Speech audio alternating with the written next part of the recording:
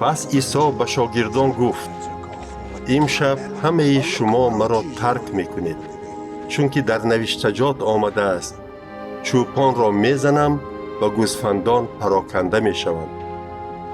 اما وقتی که زنده میشوم، پیش از آن که شما به ولایت جلیل بروید، من به آنجا میروم. پتروس به وی گفت: دیگران تو را ترک کنند هم، من هرگز این کار را نمی کنم.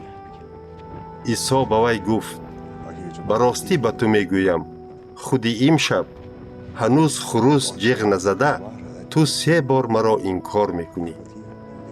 اما پتروس گفت: نه، حتی اگر با تو مردنم لازم آید هم، هرگز تو را انکار نمی کنم. شاگردان دیگر نیز عیناً همین چیز را گفتند.